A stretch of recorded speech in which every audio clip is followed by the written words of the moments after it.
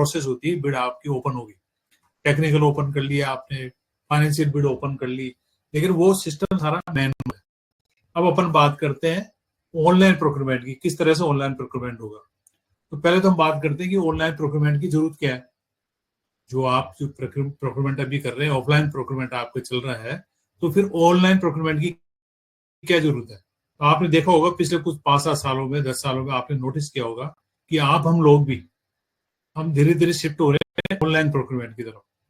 यानी हमारा जो पहले घर पे जो सामान खरीदने का जो तरीका था, हम जो पर्सनल यूज के लिए सामान खरीदते हैं, तो हमारा पहले शॉप पे जाके, दुकान पे जाके आप सामान खरीदते थे, लेकिन धीरे धीरे हमने क्या कर दिया, बंद। अब मोबाइल पे ही हम वो ऐप को अपन डाउनलोड करते हैं, उसको रजिस्ट्रेशन करने के बाद उस ऐप पे आप सामान ढूंढते और आप सीधा ऑर्डर करते, यानी ऑनलाइन प्रोक्योरमेंट पे आ गए। तो क्या कारण रहा होगा कि ऐसे हम लोग ऑनलाइन प्रोक्योरमेंट पे आ गए। हमारा वो सिस्टम भी तो बढ़िया था, दुकान पे जाते थे, लोगों से बातचीत करते थे, हमारा व्यवहार बनता था, कभी भी कोई जरूरत हो, ऐसे कई तो ऐसे बहुत सारे रिश्ते बन जाते हैं जो हमारा सिस्टम था। लेकिन हमने फिर भी क्या कारण रहा कि हम उस सब चीजों को छोड़ के, वो सारे फायदों को छोड़ के हम ऑनलाइन प्रोक्योरमेंट की तरफ आ गए। उसका जो मूल रीजन था वो ये था कि आपको बहुत कॉम्पिटिटिव प्राइस के ऊपर आपको सामान मिलने लगा, तो हम क्या है, टर्न हो गया हम ऑफलाइन से ऑनलाइन की तरफ। तो मूल जो रीजन था वो ये था। उसके अलावा और भी बहुत सारे सेकेंडरी उसके फायदे हैं। वो फायदे क्या हो सकते हैं कि आप एक स्क्रीन के ऊपर ही आप बहुत सारा जो प्रोडक्ट है उसको सर्च कर सकते हैं, प्रोडक्ट के बारे में जानकारी कर सकते हैं, उसके बाद में आप वहां पे ऑर्डर कर सकते हैं। किसी भी समय आपको लगे, आप जैसे मानते हैं 10 से 5, जैसे 9:30 से 6 बजे तक हम ऑफिस में रहते हैं, हो सकता है आपकी विभाग जिस तरह से भी चर्चा हुई, आपका एक्स्ट्रा काम भी होता है, आपको लेट तक ऑफिस भी आप रह सकते हैं।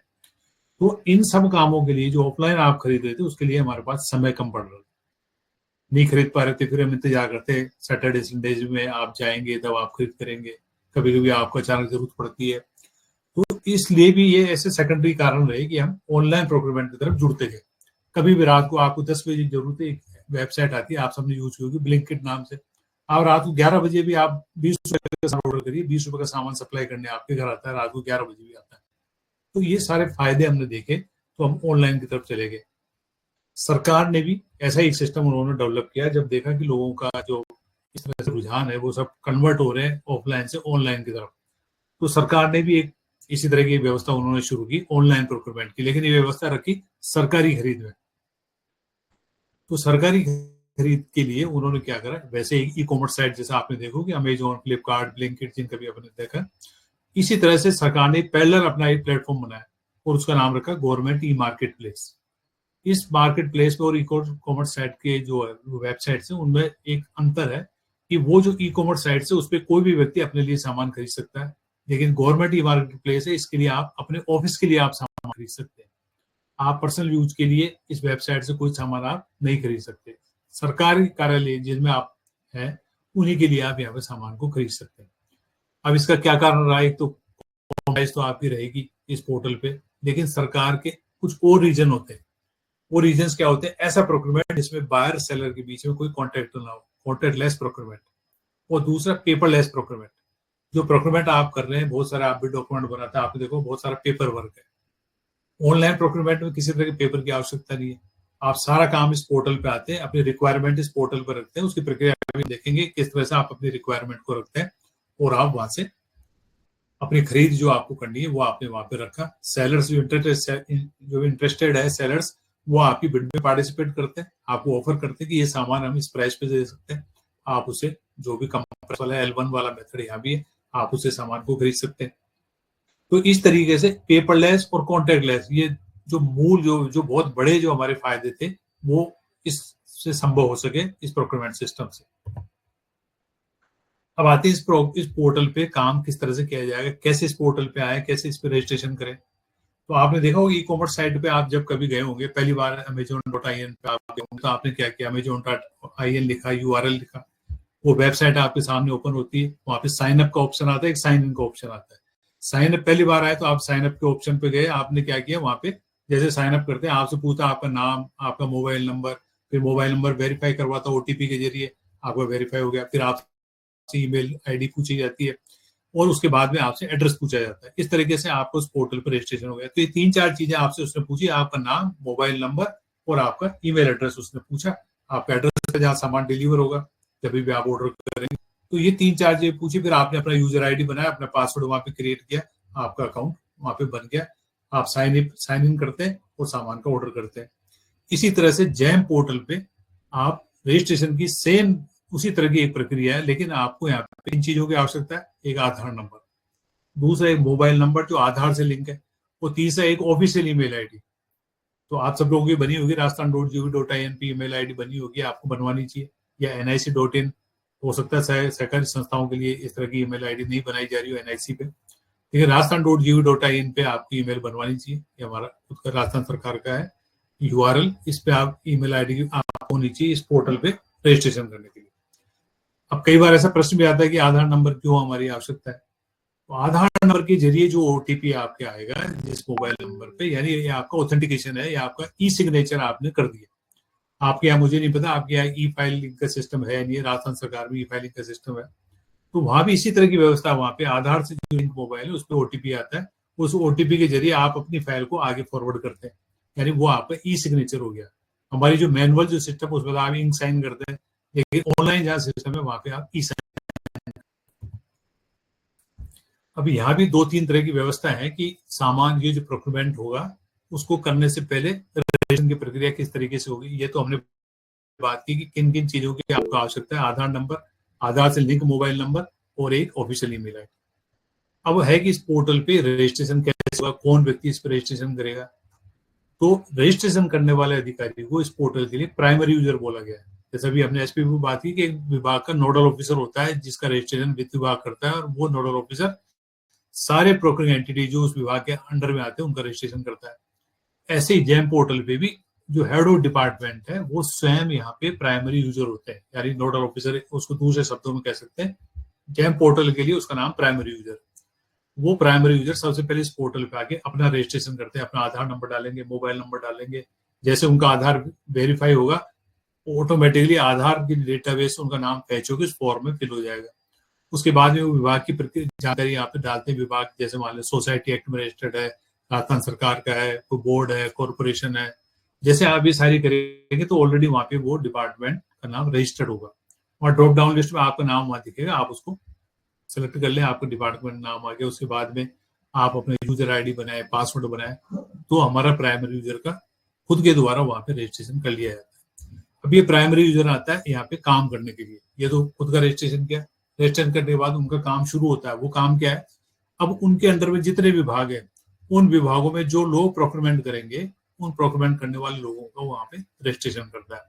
रजिस्ट्रेशन की प्रक्रिया 2 स्टेज पे होगी। पहले तो वो उस विभाग को ऐड करेगा जैम पोर्टल पे कि भाई हमारा ये अम्ब्रेला है, मान लीजिए कोऑपरेटिव डिपार्टमेंट, इसमें ये इतने सारे ऑफिस है, तो सारे उन ऑफिस को वहां पे ऐड करता है। फिर मान लीजिए जयपुर ऑफिस है, जयपुर ऑफिस में कौन अधिकारी प्रोक्योरमेंट करेगा उसको यहाँ पे बोला जाता है सेकेंडरी यूजर। तो वो सेकेंडरी यूजर की जो टीम है उस टीम का उस पोर्टल पे रजिस्ट्रेशन करता है। तो ये रजिस्ट्रेशन करने वाला जो काम है ये हमारा प्राइमरी यूजर करता है। अब वो जो सेकेंडरी यूजर जो टीम है जो प्रोक्योरमेंट करती है उसमें 3 लोग होते हैं। पहला है बायर। तो पहला हमारा यूजर, उसका नाम बायर है। बायर क्या करता है, जैसे वो इस पोर्टल उसका रजिस्ट्रेशन करेगा हमारा प्राइमरी यूजर, तो बायर इस पोर्टल पे आकर, जैसे आपको आप खरीद करते हैं, चाहे RTPP से करते हैं या किसी भी तरह से खरीद करते हैं, उसकी पूर्व की प्रक्रिया सारी समान। वो प्रक्रिया क्या हो सकती है, जैसे आपके पास अप्रूवल होती है, आप जैसे वित्तीय स्वीकृति, प्रशासनिक स्वीकृति, बजट आपके पास में होना चाहिए। फिर आपकी कमेटी होती है, कमेटी जो है वो कमेटी उसमें मिलकर तय करती है कि जो सामान आप खरीद रहे हैं उसका कोई बिडर की कोई क्वालिफिकेशन आप तय करते हैं कि ये क्राइटेरिया रहेगा, इस तरह के बिडर आने चाहिए, हम किस तरह से इवोल्यूशन करेंगे, वो क्राइटेरिया होगा। कोई बिडर की कोई एक्सपीरियंस आप चाहते हैं कि उसका एक्सपीरियंस हो, कोई सर्टिफिकेट हो, कोई टर्नओवर आप रखना चाहते हैं, ये सारी जितनी बातें आप बिड डॉक्यूमेंट में आप लिखते हैं ये तय कौन करता है, परचेज कमेटी। वो परचेज कमेटी जब ये सारी चीजें ये तय हो जाती है तो जो हमारी मिनट्स बनती है, परचेज कमेटी की जो मीटिंग की मिनट्स बनती है उसमें वो सारी चीजें लिखी जाती है। वो मिनट्स जब फाइनल हो जाती है उसके बाद में हमारा बायर इस पोर्टल पे आके खरीदने की प्रक्रिया को स्टार्ट करता है। तो बायर जब इस पे लॉग इन करेगा तो उसको सबसे पहले, जैसे आपने अमेजोन पे किया होगा तो आपको देखो ये सर्च बार ऊपर आती है, ऐसे जैम पोर्टल पे भी सर्च बार आएगी। उस सर्च बार पे मान लीजिए आपको लैपटॉप खरीदना है तो आपने वहां पे लैपटॉप लिखा, अब आपकी स्क्रीन पे सारे लैपटॉप आएंगे, तो उन लैपटॉप में से किसी एक लैपटॉप को आपको कार्ट में ऐड करना है। तो वो किस तरह से करते हैं आपने देखो उस पर फिल्टर्स आते हैं कि मान उसका कलर कैसा होगा, स्क्रीन साइज कितनी होगी, किस जनरेशन का होगा, उसका प्रोसेसर कैसा होगा, ये सारे स्पेसिफिकेशन जो कमिटी ने तय किए थे उन सारी वैल्यूज को वहां पे आके सेलेक्ट करेगा। जैसे जैसे वो फिल्टर ओपन होगी एक एक एक एक करके तो उस वैल्यू को सेलेक्ट करता जाएगा, कौन सी वैल्यू जो हमारी कमिटी ने तय कर रखी है। फिर उसके बाद में उसकी स्क्रीन पे वो सारे लैपटॉप ही बचेंगे जिसमें वो सारे स्पेसिफिकेशन अवेलेबल है। अब उसमें से किसी एक स्पेसिफिक एक प्रोडक्ट को आपको कार्ट में ऐड करना है। तो अमेजोन पे तो आप क्या करते हैं कि कार्ट में उस प्रोडक्ट को ऐड करते हैं जिस प्रोडक्ट को आपको खरीदना है, लेकिन यहाँ पे आपको पर्टिकुलर प्रोडक्ट नहीं खरीदना है, आपको यहाँ पे बिड वाली प्रक्रिया करनी पड़ेगी। अब क्यों करेंगे अभी अपन आगे उस पर भी बात करेंगे, पर अपन मान लेंगे हमने बिड करनी है, तो आपने उस प्रोडक्ट को कार्ट में ऐड कर दिया। ऐड करने के बाद में आप बिड यहाँ पे तैयार करेंगे, किसी तरह को पेपर पे तैयार नहीं करनी, इस पोर्टल पे तैयार होगी, एक एक विंडो खुलती जाएगी और वहां पे वो वैल्यूज आप सेलेक्ट करते जाएंगे कि उसका क्वालिफिकेशन क्राइटेरिया हो गया, बिड इस तारीख को ओपन होगी, बिड की वैलिडिटी होगी, बिड इस तारीख को क्लोज हो जाएगी। ये सारी जितनी सूचनाएं हम डॉक्यूमेंट में रखते हैं वो सारी वैल्यूज आपको वहां पे दिखेगी और उसमें से आपकी कमिटी जो देखिए वो वैल्यू आपको सेलेक्ट करते जानी है। ऐसे करके आपका बिड डॉक्यूमेंट यहाँ पे बन गया। इस पोर्टल पे आप बिड डॉक्यूमेंट को जारी करते हैं, ई साइन से आपका डॉक्यूमेंट यहाँ पे जारी हो जाएगा। जारी होने के बाद में बिडर आपकी बिड पे पार्टिसिपेट करेगा, उसकी बिड से आप आएंगी और बिड ओपन करने की तारीख को आप पहले टेक्निकल बिड ओपन करते हैं, फिर फाइनेंशियल बिड ओपन करते हैं। फाइनेंशियल बिड जब ओपन हो जाएगी तो जो एल होगा आप उसको वर्क ऑर्डर जारी करेंगे। तो ये जो सारी प्रक्रिया है प्रोडक्ट को सिलेक्ट करने से लेके वर्क ऑर्डर जारी करने तक की, ये सारी कार्रवाई हमारा बायर करता है। इसके बाद में आता है हमारा दूसरे नंबर का सेकेंडरी यूजर, वो होता है कंसाइनी, यानी बायर ने जिस सामान का ऑर्डर किया है वो कहाँ सप्लाई करेगा। आपने देखो आप बिड डॉक्यूमेंट में लिखते हैं एफओआर ऑफिस या आपका कोई मान लो स्टोर है तो आप लिखेंगे फला स्टोर के ऊपर आएगी, सामान को वहां सप्लाई करना होगा। ऐसे ही ये कंसाइनी है, जैम पोर्टल पे आप कंसाइनी जो वहाँ पे रजिस्टर्ड है उस कंसाइनी की लोकेशन आप वहाँ कंसाइनी को सेलेक्ट करेंगे तो वहाँ पे कंसाइनी का नाम उसका एड्रेस लिखा हुआ आएगा। तो ये जो सप्लायर जो L1 सप्लायर होगा वो उस कंसाइनी की लोकेशन के ऊपर सामान को सप्लाई करेगा। जैसे सामान सप्लाई होता है ये कंसाइनी उस सामान को रिसिप्ट करता है इस पोर्टल पे कि आज मुझे ये सामान मिला। अब उसके पास में अगले 10 दिन होते हैं, उन 10 दिनों में वो सामान को चेक करेगा, इंस्टॉलेशन करवाना है तो इंस्टॉलेशन करवाएगा और उसके बाद में उस 10 दिनों में जो लास्ट डे होगा तब तक 10वें दिन तक उसको इस पोर्टल पे एक सर्टिफिकेट जारी करना होगा कि ये सामान उनको एक्सेप्ट है या रिजेक्ट है।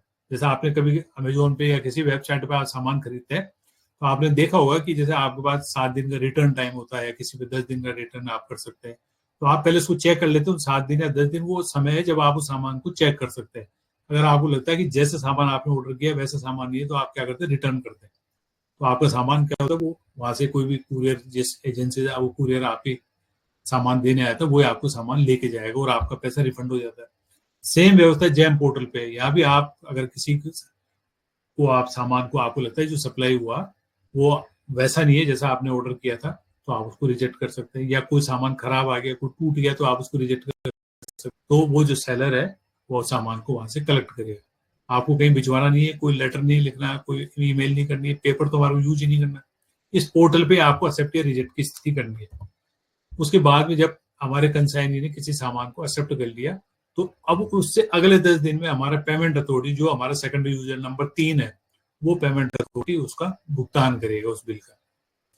अगर आपके मान लीजिए आपके संस्थान में इंटरनेट बैंकिंग है तो आप इंटरनेट बागड़ा जी एक सेकंड, मैं पार्टिसिपेंट बोलना चाह रही थी कि आप सभी लोग ये गूगल फॉर्म फिल कर दें जो कि आपके चैट बॉक्स में है, क्योंकि काफी लोगों ने अभी तक भी गूगल फॉर्म फिल नहीं किया है। आप सभी सुन पा रहे हैं मेरी आवाज? जिन जिन पार्टिसिपेंट्स ने गूगल फॉर्म फिल नहीं किया है वो चैट बॉक्स से फिल कर दें। ठीक है बागड़ा जी, आप स्टार्ट कर दीजिए। हाँ जी, तो इस तरह से हमारा जो पेमेंट अथॉरिटी है वो पेमेंट अथॉरिटी यहाँ पे इसका भुगतान करेगा। जो सामान जो एक्सेप्ट हो गया कंसाइनी को उसका बिल यहाँ पे जनरेट होगा, बिल साथ भी आता है, आप उसका भुगतान कर सकते हैं। जो भी आपको माध्यम है, IFMS अगर आपके है तो IFMS के माध्यम से कर सकते हैं, इंटरनेट बैंकिंग के माध्यम से कर सकते हैं, या और कोई तरीका जो भी आपका है जो इस पोर्टल को अलाउ है उनसे आप उसका भुगतान कर सकते हैं। तो इस तरह से ये तीनों यूजर मिलकर यहाँ पे प्रोक्योरमेंट को यहाँ पे कंप्लीट करते हैं। अब अपन बात करते हैं मेथड प्रोक्योरमेंट की, जो कल आपने पढ़ा कि आपको बताया होगा 10 तरह के मेथड आरटीपीपी में है। ऐसे जैम पोर्टल पे भी कुछ मेथड्स हैं जिनसे आप प्रोक्योरमेंट कर सकते हैं। इसमें मुख्यतः 3-4 तरह के मेथड हैं जिनसे आप खरीद कर सकते हैं। एक है डायरेक्ट परचेज। तो डायरेक्ट प्रोक्योरमेंट या डायरेक्ट परचेज में इसमें प्रावधान किया हुआ है कि अगर किसी भी सब्जेक्ट मेटल प्रोक्योरमेंट आप जो खरीद रहे हैं उसकी वैल्यू 50,000 रुपए तक है तो आप सीधा खरीद कर सकते हैं, यानी कि आपको बिड में जाने की आवश्यकता नहीं है। आपने प्रोडक्ट को कार्ट में ऐड किया और सीधा आप ऑर्डर कर सकते हैं। दूसरा मेथड है यहाँ पे direct purchase with L1 bid. अब इसमें कंडीशन क्या जुड़ गई, with L1 bidder. Direct purchase तो है, यानी आपको बिड नहीं करनी, लेकिन किससे करेंगे, L1 बिडर। अब वो L1 बिडर कैसे वो L1 बिडर हमारे को पता चले, उसकी एक प्रक्रिया है कि जैसे आप जो सारे फिल्टर्स यूज करने के बाद आपकी स्क्रीन पे जो प्रोडक्ट बचते हैं उन प्रोडक्ट में से 3 अलग अलग OEM के प्रोडक्ट को आप कंपेयर करेंगे। उसके बाद जब आप कंपेयर करते हैं तो जिसकी प्राइस सबसे कम हो या तो वो प्रोडक्ट होगा जो आपने 3 वहां पे रखे हैं, या जैम पोर्टल आपको बताएगा कि इन 3 के अलावा भी ये प्रोडक्ट है जो सबसे कम प्राइस पे अवेलेबल है, तो आप उसको सीधा ऑर्डर कर सकते हैं और इसकी वैल्यू है 10 लाख रुपए तक। एक बार में आप 10 लाख रुपए तक का प्रोक्योरमेंट इस direct purchase with L1 bidder से कर सकते हैं।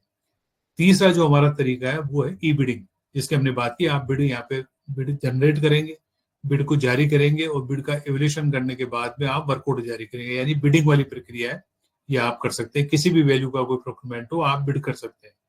चौथा जो मेथड है यहाँ पे वो है रिवर्स ऑक्शन।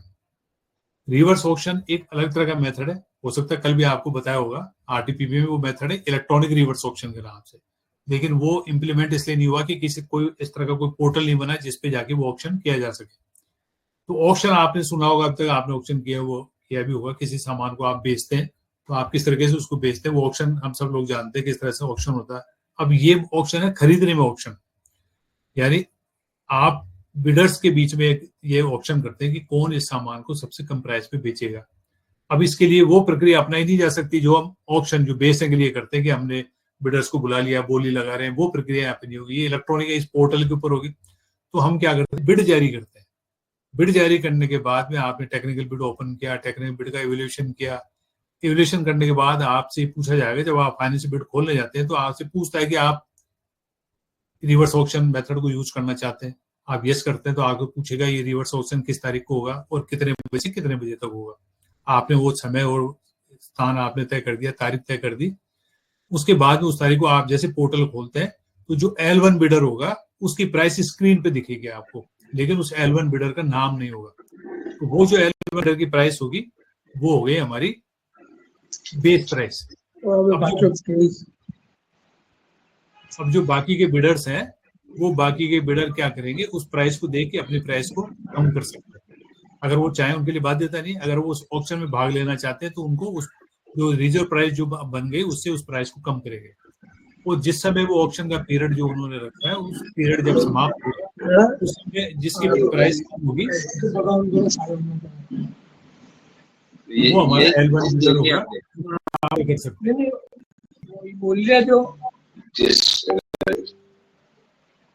जी सर, किसी का माइक ऑन है, आप प्लीज माइक बंद कर लें। हाँ जी। तो इस तरीके से ये जैम पोर्टल पे मुख्यतः 4 तरह के मेथड है जिनसे आप खरीद कर सकते हैं। इसके अलावा एक मेथड और है PSC बाइंग, जिसको बोला जाता है प्रोप्राइटरी आर्टिकल सर्टिफिकेट, यानी किसी पर्टिकुलर मेक ब्रांड का प्रोडक्ट आप खरीदना चाहें तो आप खरीद सकते हैं। और ये कब संभव होता है, जब आपके पास में कॉम्पिटेंट अप्रूवल हो इस तरीके की उस सामान को आप खरीद सकते हैं। राजस्थान सरकार में इस तरह की अप्रूवल सिर्फ एक ही केस में दी जाती है, जब आप कोई वाहन आप खरीदते हैं। तो अगर आप किसी तरह का कोई वाहन आप खरीदते हैं तो इस मेथड से आप प्रोक्योरमेंट कर सकते हैं, सीधा मैन्युफैक्चरर यहाँ पे रजिस्टर्ड हो।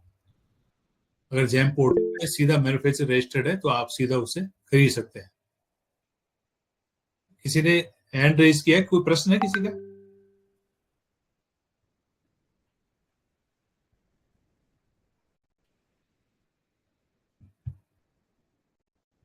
तो इस तरह से यहाँ पे जैम पोर्टल पे ये मेथड्स हैं जिनसे आप सामान खरीद सकते हैं। ये बाबूलाल बोरा जी कुछ कहना चाह रहे हैं क्या? जी सर, वो सर गूगल फॉर्म का नहीं समझ में आया सर, वो गूगल फॉर्म कैसे भरना है? वो तो आपको वो बनाए मैडम बताएगी, वो जो है ना सीमा जी बताएगी, वो बताएगी। मुझे अच्छा। आइडिया नहीं है आपका ये विभाग का है, मैं तो किसी दूसरे विभाग से हूँ, तो वो बताएंगे मैडम आप। ठीक है। ठीक है ना, वो तो आप इसके बाद में भी आपको बढ़ जाएगा। अपन थोड़ा सा और बचा है, अपना थोड़ा सा अपन और बात कर लेते हैं। तो ये तो ठीक। अपने अभी तक जो बात की वो थी जैम पोर्टल जो भारत सरकार ने बनाया है उसमें कैसी व्यवस्थाएं दी गई है। अब हम बात करेंगे हमारी यानी राजस्थान सरकार के जो विभाग है या जो इसके अंदर में जो विभाग आते हैं वो जब जैम से खरीद करेंगे तो वो किस तरीके से खरीद करेंगे। तो अभी अपने 2 दिन से अपन आप इस चीज को आप सुन रहे हैं, जान रहे हैं कि राजस्थान में खरीद करने के लिए आरटीपीपी एक्ट एंड रूल्स बने हुए हैं। जैम पोर्टल का आरटीपीपी एक्ट एंड रूल में कहीं भी नाम नहीं है, तो आप जैम से प्रोक्योरमेंट नहीं कर सकते थे। तो इसके लिए आप जैम से प्रोक्योरमेंट करें, इसके लिए राजस्थान सरकार ने आरटीपीपी में एक नोटिफिकेशन जारी किया 1 मई 2017 को कि राजस्थान की प्रोक्योरिंग एंटिटीज भी जैम से प्रोक्योरमेंट कर सकती है, लेकिन उनपे आरटीपीपी के 4 सेक्शन लागू रहेंगे और बाकी सेक्शनों से उनको छूट दी जाएगी। वो 4 सेक्शन कौन है? सेक्शन 4, सेक्शन 11, सेक्शन 17 और सेक्शन 46। तो सेक्शन 4, 11 और 46 तो ऐसे वो है प्रोविजन है जो जैम की जो नियम बने हुए हैं उसमें भी ऑलरेडी इंक्लूड है। अलग से क्या नियम जो सेक्शन है वो है सेक्शन 17, यानी जैम से आप प्रोक्योरमेंट करते हैं और उसकी वैल्यू 1 लाख या उससे ज्यादा की है तो आपको उस बिड को और वर्क ऑर्डर को एसपीपी पोर्टल पे पब्लिश करना जरूरी है। ये सेक्शन 17 उन्होंने इस पे लागू रखा। फिर 1 मई 2017 को वित्त विभाग ने एक गाइडलाइन भी जारी की कि जैम से आप प्रोक्योरमेंट करेंगे तो कुछ उन्होंने बताया कि ये काम आपको करने, ये काम आपको नहीं करने। तो जो काम नहीं करने वाले अपन उसकी बात करते हैं। उन्होंने कहा अगर आप जैम से प्रोक्योरमेंट करते हैं तो यहाँ पे जो प्राइमरी यूजर है जो रजिस्ट्रेशन वाला काम करता है वो हेड ऑफ डिपार्टमेंट ही होंगे, किसी को नॉमिनेट नहीं करेंगे। कोई मान लीजिए कोई डायरेक्टर तो जॉइंट डायरेक्टर को बना दिया, वो नहीं करना, हेड ऑफ डिपार्टमेंट यानी डायरेक्टर ही होंगे। दूसरा उन्होंने कहा कि 10,000 रुपए तक ही डायरेक्ट परचेज किया जा सकता है, जैसे भी हमने बात की ना 50,000 तक डायरेक्ट परचेज कर सकते हैं एक बार में, तो उन्होंने कहा 10,000 तक की लिमिट तक ही कर सकते हैं। दूसरा, एक वित्तीय वर्ष में 1 लाख की सीमा तक ही डायरेक्ट प्रोक्योरमेंट हो सकता है। और 10,000 से ऊपर का कोई प्रोक्योरमेंट है तो आपको बिड की जो प्रक्रिया है, जो बिड वाला मेथड है उसी को यूज करना होगा, तभी आप कर सकते हैं बिड या रिवर्स ऑप्शन। तो हमारे लिए आरटीपीपी में क्या मेथड बचे? 10,000 तक डायरेक्ट परचेज, वो भी 1 लाख की वित्तीय सीमा में, एक वित्तीय वर्ष में 1 लाख की सीमा तक। और 10,000 से ऊपर हमारे को ईबीडी करना है, यानी कि वो जो हमारा direct purchase with L1 bidder जो मेथड था वो हमारे लिए उसको प्रतिबंधित कर दिया है कि आप उससे प्रोक्योरमेंट नहीं कर सकेंगे। इसके साथ ही उन्होंने कहा 1 लाख उससे ज्यादा का कोई प्रोक्योरमेंट हो तो आपको बिड डॉक्यूमेंट और वर्क ऑर्डर आपको एसपी पोर्टल पर पब्लिश करना होगा। और साथ में ये कहा कि आपको पीपी के जो सेक्शन है इन 4 को छोड़ के उन सबसे आपको छूट दी गई है, लेकिन वो छूट इसलिए कि अब आप पे ये जो जैम पोर्टल के जो नियम है वो आप पे लागू रहेंगे जब आप जैम से खरीद करेंगे। अब अपन बात करते हैं कि अगर आप जैम से प्रोक्योरमेंट करते हैं, मान लीजिए आपके विभाग ने तय कर लिया कि आपको जैम से प्रोक्योरमेंट करना है, आपने जैम पे रजिस्ट्रेशन कर लिया, रजिस्ट्रेशन करने के बाद हमारे जो प्राइमरी यूजर उसने सेकेंडरी यूजर्स का भी रजिस्ट्रेशन कर दिया। अब वो रजिस्ट्रेशन करने के बाद में हमारे सेकेंडरी यूजर खरीद की प्रक्रिया को कैसे पोर्टल पे आके करते हैं वो अपन इसका कोई डेमो पोर्टल नहीं है, अदरवाइज तो अपन डायरेक्ट भी कर सकते थे। तो हमने वो पोर्टल की वो सारी स्लाइड्स हैं जिनको अपन देखेंगे पोर्टल पे किस तरह से आप कहाँ जैसे आप ओपन करते हैं किस तरीके से वो खरीद की प्रक्रिया स्टार्ट होती है। तो अभी अपने बात की हमारा जो बायर है वो खरीद की प्रक्रिया स्टार्ट करता है, यानी प्रोडक्ट को सिलेक्ट करने से लेकर वर्क ऑर्डर जारी करने की प्रक्रिया हमारा बायर करता है। तो बायर अपने लॉगिन आईडी इस पोर्टल पे आता है और जैसे इस पोर्टल का यहाँ पे ओपन करता है तो उसकी स्क्रीन जो उसके सामने आती है उसमें आप देखें सबसे ऊपर सर्च बार यहाँ पे आपको दिखेगी। तो उसको जो भी सामान खरीदना है, मान लीजिए उनको लैपटॉप खरीदना है, तो उन्होंने जैसे लैपटॉप डाला तो स्क्रीन के ऊपर लैपटॉप वहां पे सारे दिखेंगे। अब लेफ्ट साइड में आपको दिख रहा है वहां सारे फिल्टर्स हैं। इन फिल्टर में पहला जो फिल्टर है वो है कि इंटेंट ऑफ बाइंग, आप खरीद किस तरह से करेंगे। तो चूंकि लैपटॉप है 10,000 से ऊपर का है तो हमारे लिए बाध्यता है कि हम बीडी कर सकते हैं, तो हमने ई बिडिंग को वहां पे चूज कर लिया। तो जैसे आपने ई बिड को चूज किया उसके बाद में सारे जो फिल्टर्स वाले सेक्शन में जो जो इसके कमिटी ने हमारे लिए तय किए फिल्टर्स उस लैपटॉप के लिए, वो सारे हमने एक एक को उस वैल्यू को ओपन किया और जो वैल्यू उन्होंने सेट की, जैसे मुझे प्रोसेसर 2 तरह के आते हैं, AMD और इंटेल। तो हमारी कमिटी ने कहा आप इंटेल प्रोसेसर वाला अपने को खरीदना है तो आप इंटेल को सिलेक्ट कर दिया, तो स्क्रीन पे अब वही आपको लैपटॉप दिखेंगे जिसका प्रोसेसर इंटेल है।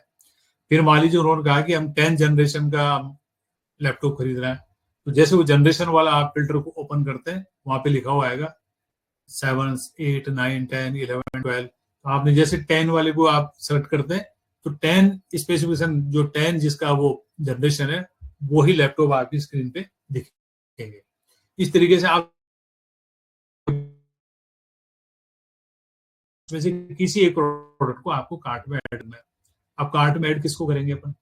तो हमारी जो एस्टिमेटेड प्राइस है, जो हमने ये सर्च किया कि हमें जो प्रोडक्ट खरीदना है उसकी एस्टिमेटेड प्राइस बाजार में ये है, उस एस्टिमेटेड प्राइस वाला प्रोडक्ट जो यहाँ पे आपको दिख रहा है उसको आपको ऐड करना है। ऐसा नहीं कि लैपटॉप आपको डेल का पसंद है तो आप डेल वाला कार्ट में ऐड करेंगे तो डेल का प्रोडक्ट ही आएगा, ऐसा कतई आवश्यक नहीं है। क्योंकि जैसे ही बिड होगी तो वहां पे ये जो आप प्रोडक्ट सेलेक्ट करें उसका नाम, सारी चीजें वहां से हट जाएंगी। दिखेगा क्या? उसकी जो स्पेसिफिकेशन है वो सिर्फ आपके बिड डॉक्यूमेंट में दिखेंगे।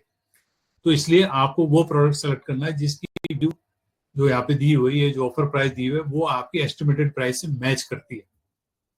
जैसे आपने इसको कार्ट में ऐड करते हैं तो आपसी स्क्रीन ओपन होती है कंसाइनी की डिटेल। तो वो कंसाइनी कहाँ पे सामान डिलीवर होगा, उस कंसाइनी का नाम आपको सेलेक्ट करना है। साथ में आपसे पूछेगा क्वांटिटी, आपको 5 खरीदने हैं, 10 खरीदने हैं, 50 खरीदने हैं, वो क्वांटिटी आपने यहाँ पे सेलेक्ट कर ली।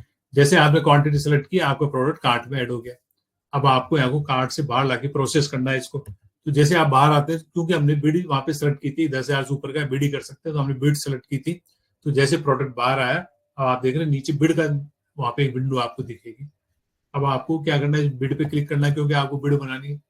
तो जैसे आप बिड पे क्लिक करेंगे तो आपकी स्क्रीन पे बहुत सारे ऐसी चीजें आपको दिखेगी, अलग अलग मतलब वो विंडोज आपको दिखेगी। तो पहली विंडो जो है वो है स्पेसिफिकेशन। तो जैसे आप इस स्पेसिफिकेशन पे आप क्लिक करेंगे तो जो स्पेसिफिकेशन आपने तय किए थे जब प्रोडक्ट को कार्ट में ऐड किया, वो सारे स्पेसिफिकेशन आपको दिखेंगे। लेकिन इसमें आप देखेंगे एक से ज्यादा वैल्यूज आपको दिखती है। जैसे मान लिया आपने 10 जनरेशन आपने स्टार्ट किया, तो वो एक से ज्यादा वैल्यूज क्या होगी, 10, 11, 12, 13 वो हो सकती है, लेकिन 9, 8, 7 वो आपको नहीं दिखेगी। तो जैम पे जो प्रोडक्ट जो आप जो बिड बनाते हैं उसमें जो तरीका वो है कि आप हायर स्पेसिफिकेशन का प्रोडक्ट अगर आपको लोएस्ट प्राइस पे मिल सकता है तो आप उसको खरीद सकते हैं। ऐसा कोई बात देते नहीं 10 का है तो 10 का ही आएगा, वो 11 का भी ऑफर कर सकता है। अगर प्राइस कम है, आप 11 जनरेशन का एडवांस उससे हो गया तो आप वो भी खरीद सकते हैं। तो जहां इस तरह से हायर वैल्यूज आप खरीद सकते हैं, मतलब अलाउ है वो, आप मतलब जिसको आप चाहते हैं कि वो होगा तो कोई आपके काम पे असर नहीं पड़ता है, तो आप वो हायर वैल्यूज को भी आप खरीद सकते हैं। इसके बाद आप जैसे उसको सेलेक्ट आपने किया, ऐड कर दिया, उसको सबमिट कर दिया कि स्पेसिफिकेशन ठीक है, तो फिर अगला पेज आपके सामने विंडो ओपन होगी कंसाइनी की डिटेल। तो कंसाइनी की डिटेल आपको तभी भी दिखी थी जब आपने प्रोडक्ट को कार्ट में ऐड किया। लेकिन यहाँ पे एक एक्स्ट्रा कॉलम क्या आएगा, डिलीवरी पीरियड। ये जो सामान जो कंसाइनी के पास आप भेजेगा सेलर, वो कितने दिन डिलीवरी पीरियड, उसके कितने दिन होंगे। जैम पोर्टल पे मिनिमम 15 दिन का समय है किसी भी सामान को डिलीवर करने के लिए, यानी कि आप उस बिडर को मिनिमम 15 दिन का समय देंगे, आप उसको कम नहीं कर सकते। ये कंट्रोल आपके पास में नहीं है, वहां पे मिनिमम 15 दिन आपको देने हैं। ज्यादा दिन आप कर सकते हैं लेकिन मिनिमम 15 दिन आपको समय देना जरूरी है। उसके बाद में अगला पेज आता है डिटेल्स। डिटेल्स यानी कि आपका बिड की सबमिशन किस तारीख को स्टार्ट होगा, बिड सबमिशन किस एंड डेट क्या होगी, टेक्निकल बिड आप किस तारीख को ओपन करेंगे, और आप बिडर की क्वालिफिकेशन क्या तय करते हैं। उसका कोई क्वालिफिकेशन का, जैसे मान लीजिए टर्नओवर का हुआ, कोई उसका एक्सपीरियंस का हुआ, कोई ऑथराइजेशन लेटर का हुआ, किसी भी तरह के कोई मैप होता है, ऑथराइजेशन लेटर, तो किसी भी चीज जो भी आपकी तय किया आपकी मतलब परचेज कमेटी ने, वो सारे सर्टिफिकेट आप यहाँ पे सिलेक्ट कर सकते हैं। वो डॉक्यूमेंट आप उससे मांग सकते हैं कि ये डॉक्यूमेंट आपको बिड के साथ में अटैच करना होगा, तो वो डॉक्यूमेंट वो बिड के साथ में अपलोड करेगा। इस तरीके से आप ये डिटेल्स वाला कॉलम, ये जो हमारा मेन जो है, उसको आप कंप्लीट करते हैं, उसको सेव करते हैं। अगला पेज ओपन होता है, वो है बिड, वो क्या EMD यानी बिड सिक्योरिटी और परफॉर्मेंस सिक्योरिटी। आप सब लोग जानते हैं कोई भी आप टेंडर करते हैं तो बिड वैल्यू का 2% आप बिड सिक्योरिटी लेते हैं, और ऑर्डर वैल्यू का जो कॉन्ट्रैक्ट वैल्यू है उसका 5% आप परफॉर्मेंस सिक्योरिटी लेते हैं। इसी तरह से जैम पे भी इस तरह की व्यवस्था है यहाँ की, लेकिन यहाँ पे बाध्यता नहीं कि आपको 2% ही लेनी है, आप 1% भी कर सकते हैं, आप 1.5% कर सकते हैं, आधा % जो भी यहाँ पे इसके नियम में लिखा हुआ है वो यहाँ पे आप कर सकते हैं। RTP में तो बाध्यता वहां तो लिखा शेल 2%, वो 2% आपको करना, लेकिन यहाँ पे आपने फ्री है, आप जितना चाहे कर सकते हैं।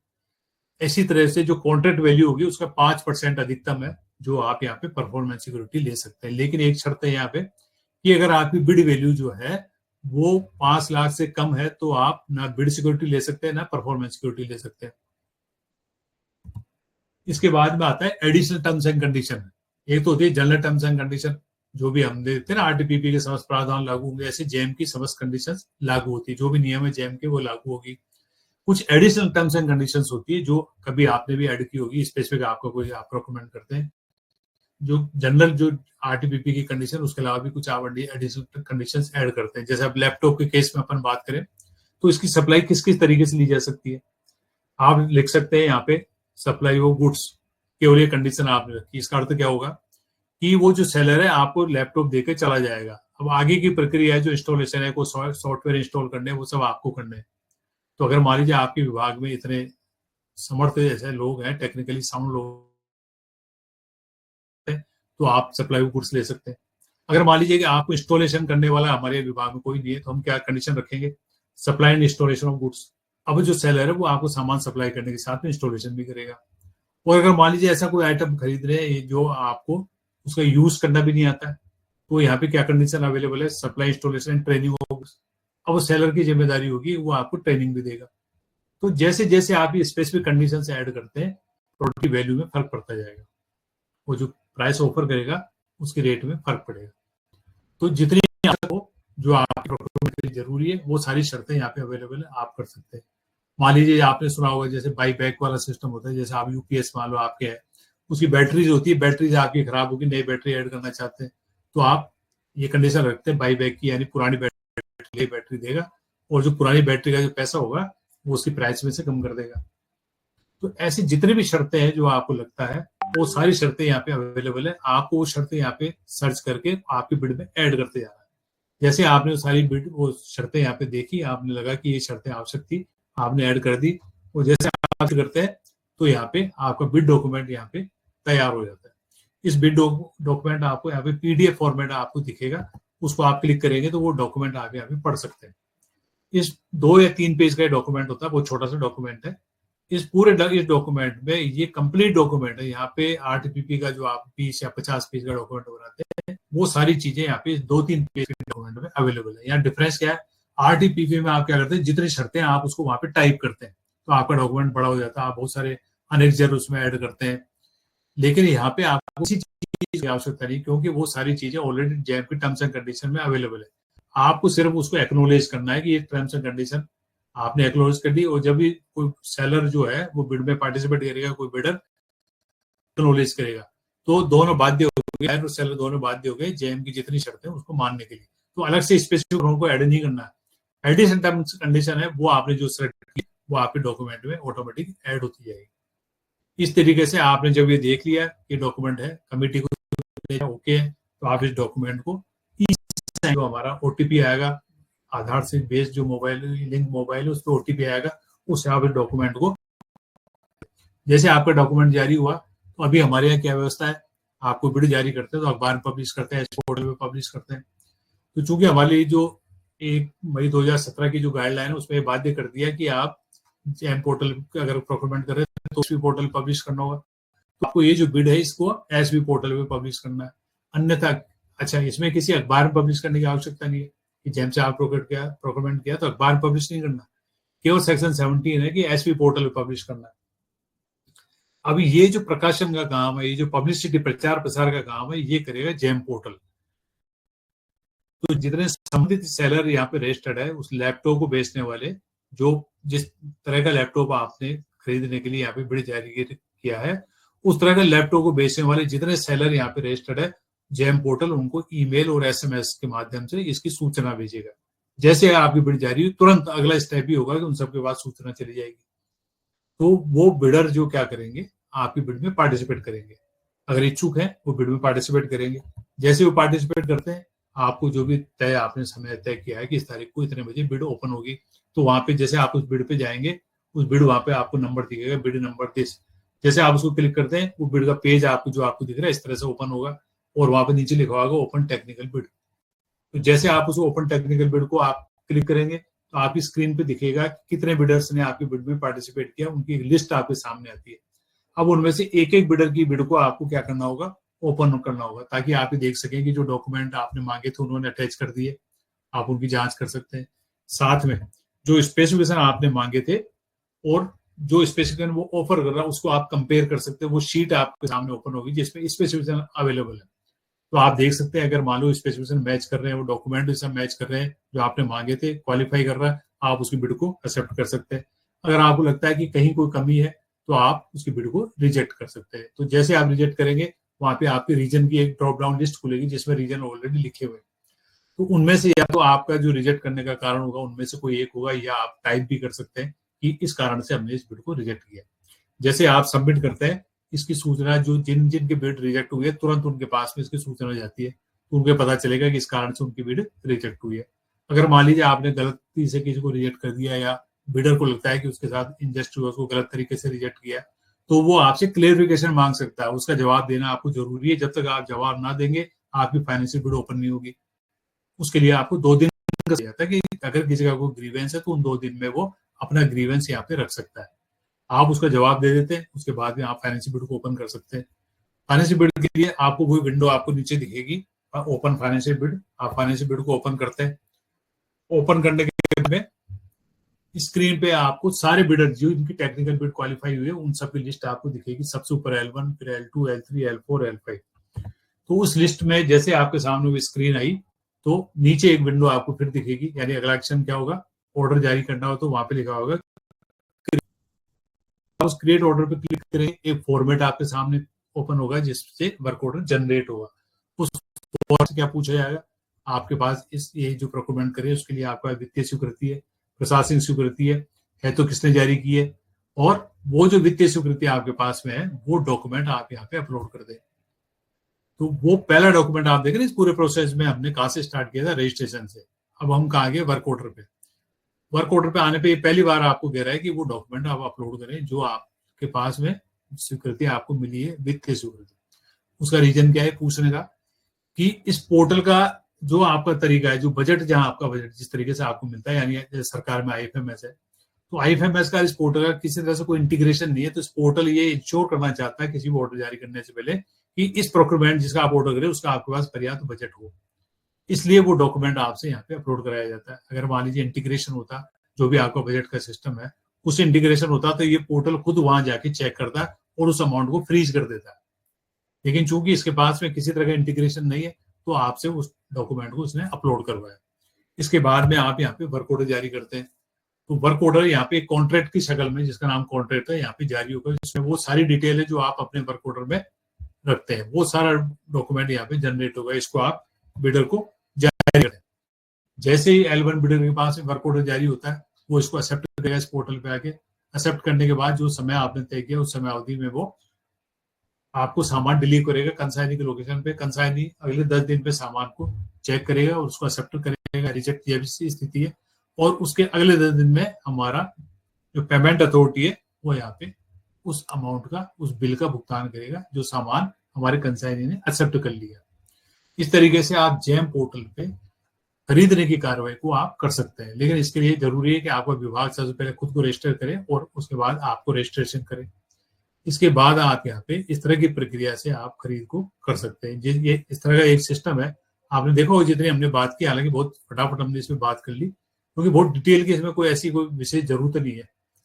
तो ये इतना आसान सा प्रोक्योरमेंट है जिसमें किसी तरह की कोई फॉर्मेलिटी की आवश्यकता आपको नहीं है। तो आप यहाँ पे जेम पोर्टल के माध्यम से खरीद को कर सकते हैं। अब आपको कोई प्रश्न हो अपने जो अभी ये जो चर्चा की इस पोर्टल के बारे में तो आप पूछ सकते हैं। सर आपसे निवेदन था कि अगर संभव हो तो ये PPT चैट बॉक्स में या कहीं शेयर कर दीजिए। ये कहाँ होती है वैसे मुझे आता नहीं है, तो मैं मैडम को भेज दूँ, आप मैडम से ले लें। ये सीमा मैडम जो है आप उससे ले लें। ये कहीं होती है, मुझे ज्यादा आइडिया नहीं है। देखो मैं इसका फ्रेंडली नहीं हूँ ये जो ऑनलाइन वाला। मैं तो कोविड के बाद में पहली बार मैंने आज ऑनलाइन क्लास कोविड के समय तो ऑनलाइन ही होता था, उसके बाद ये तो मुझे आज हेल्प भी लेनी पड़ी औरों की भी मेरे विभाग में। तो मैं मैडम को भेज दूंगा, आप मैडम से कह दें कि वो आपको इस पे शेयर कर देंगे। वो तो उनके यहाँ तो काफी ऑनलाइन होती होंगी। ठीक है सर, ठीक है। और कोई प्रश्न हो किसी का?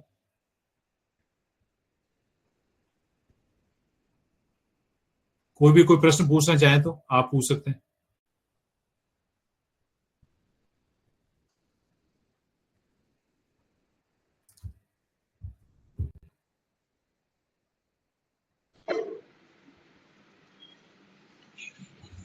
में आपकी आवाज जाएगी। किसी का नहीं है कोई प्रश्न तो अपन अब इसको विराम देते हैं।